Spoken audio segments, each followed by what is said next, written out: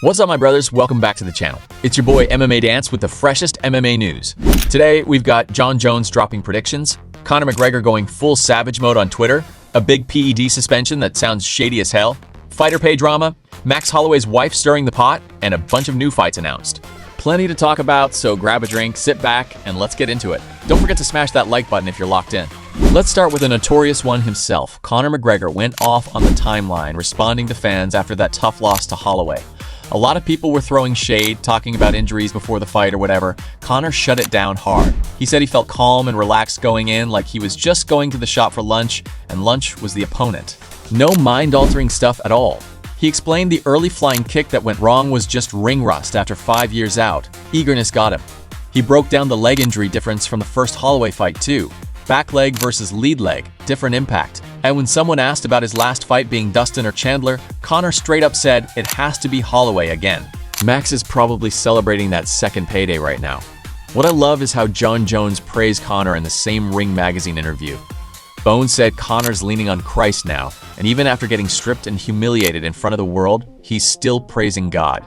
Jones talked about how God tests your faith. How bad do you want it? And so far, Conor is holding true. Jones called him a great example of imperfect humans who can still shine. Man, it's wild seeing two of the biggest maniacs from the past years now clean, sober, and finding faith. Hope they both stay on this path, bro.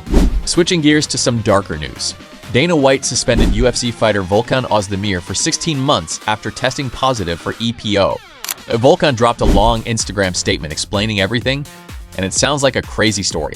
After fighting in Qatar at the end of 2025, some healthcare professional from Switzerland hit him up on Instagram, acted like a big supporter, talked about business connections, investments in the Gulf, and post-career opportunities. Then, the conversation turned to recovery from ankle surgery. Dude offered what he called a safe and undetectable substance. Prepared a vial of EPO right there. Volkan took the first injection that night. 3 days later, testers showed up at his house. Positive test. Volkan takes full responsibility, says it was the biggest mistake of his life, and shared this so other athletes don't fall for the same trap. Respect for owning it. But man, taking unknown stuff from a random Instagram guy? That's wild. What do you guys think? Entrapment vibes, or just a bad decision? Speaking of Dana White, Jared Cannonier called him out on fighter pay in a new interview. Jared said he's not really complaining, but he wants more money for himself and all fighters. He wants pay like top athletes in other sports. We're on TV worldwide. We sacrifice a lot during fight week. Lost big sponsor deals after the landscape changed. He's been top 10 for 7 to 8 years and feels he should be on million-dollar contracts, not 6 figures. In the same chat, he reacted to Daniel Cormier hyping his body. DC said if he had a body like Cannonier's, he'd oil up and slide across the weigh-in stage. Jared called it weird but took it as a compliment, then joked about DC and Alex Pereira's bromance stuff. Funny moment, but real talk on the pay issue. Fighters are at the end of the stick sometimes. Alright, lighter topic. Max Holloway's wife caught major heat for comments on a podcast with Max. She revealed Max chased her hard for 5 whole years, constant DMs, showing up to birthdays, planting the seed. She left him on red until she realized he was a big UFC deal. Then she did her research. MMA Twitter went crazy. Humiliation ritual. Gold digger talk. Why would she say this publicly? A lot of people saying athletes' wives need to stay off podcasts. Conor would have a field day with this. Poor Max was sitting there smiling. What a story, bro. Time for the rest of the UFC RAF news. Belal Muhammad defended Dustin Poirier's comments about Conor's injury. Said fighters clowning Conor is fair because Conor does the same when others lose. Belal's wrestling Ben Askren at Ramel 11 tomorrow. They even showed him in the singlet.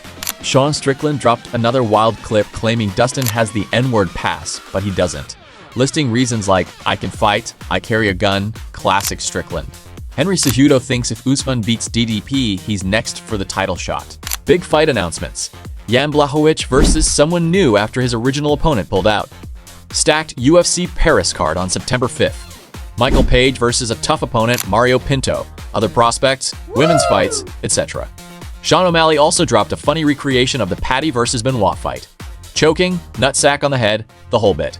Hilarious. Finally, back to Jon Jones on the heavyweight division. He predicts Ciryl Gane beats Tom Aspinall in the rematch because Gane's confidence is through the roof after knocking off Pereira. He remembered how invincible Aspinall looked until Gane stepped up last time. Would you guys want to see Jones versus Usyk in MMA? That would be massive. That's all for today's news, family. Crazy timeline in MMA right now. Drop your thoughts in the comments. Who wins Aspinall Gane? Is Conor's mindset right? Should fighters get paid more? Like, subscribe, turn on notifications. Check yesterday's video if you missed it. We'll be back tomorrow with more. Stay safe, train hard, peace out.